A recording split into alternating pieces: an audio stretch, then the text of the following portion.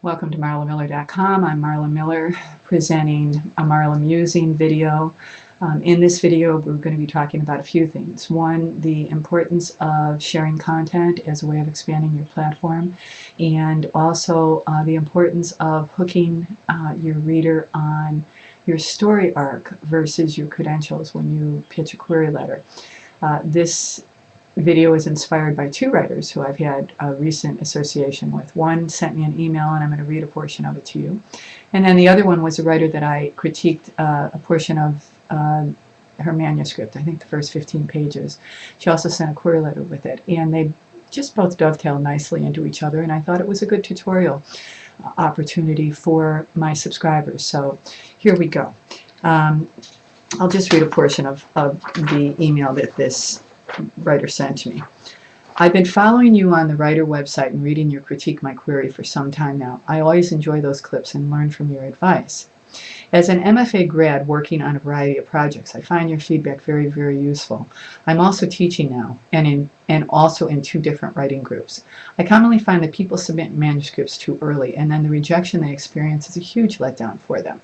I try to explain that just because you have put down 65,000 words or more on a page does not mean you have a book. And I agree with you that if a query letter is loose and unclear or wordy and disorganized, more than likely so is the story. I've been practicing my elevator pitch and refining a synopsis of my novel, but my struggle to do this was a red flag that I don't truly know the center of my story yet, so it's back to the desk to figure it out. I'd also be interested to know how important you feel it is to let an agent or editor know your unique qualifications to write a particular story or genre. I see people emphasizing this at times, but isn't the story the main thing? Or are the qualifications like bait to land a bite at your story? I guess they don't call them hooks for nothing. Best, etc. Okay. So a few things here. One, I just want to point out the importance of sharing content with other websites. Now, I've been doing my quick query critiques that we call Critique My Query at the Writer magazine now for about a year. And those are done a couple of times a month, and I have gotten more subscribers from that association than I can really count, and I actually have the analytics on that. But so here's another writer who found me through that. So that's why you share your content. You get your name out there in other websites. You don't ask them for anything. You go to their websites and you offer content. And by the way, I'm always looking for content. It helps me. And remember that if you're helping me, I'm much more likely to help you. It's just an age-old business model that really works on the web. I think maybe because sharing content is about the only way that we have to really know each other. We're not going to coffee. We're not having lunch. We are knowing each other through our website. So if you're going to help me out on my website, boy, I'm going to bend over backwards to help you out. So that was really nice to see another subscriber to marlamiller.com come from the Writer magazine. Which I'm just delighted to be associated with because it's such a fine publication. Okay, so that's one.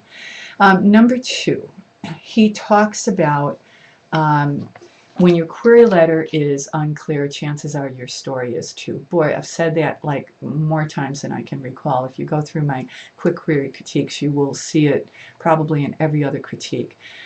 It just, it's a truism. If you cannot put your story that you have worked months and even years on you can't synthesize it in a paragraph, chances are the story, the arc of that story is not solid, and or you're still looking for it.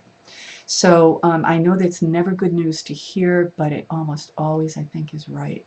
So, and I'm not saying that those who can write a 65,000 word book can also write great query letters, because a query letter is a business letter.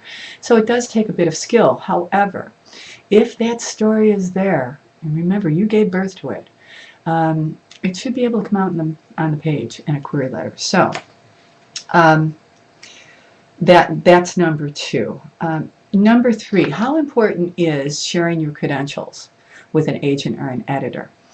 This author on the road, who again teaches writing and has an MFA, still unpublished novelist, says that he sees his students doing that a lot, and I would concur. I see writers leading with that often. In fact, that brings me to the critique of a writer that I did recently.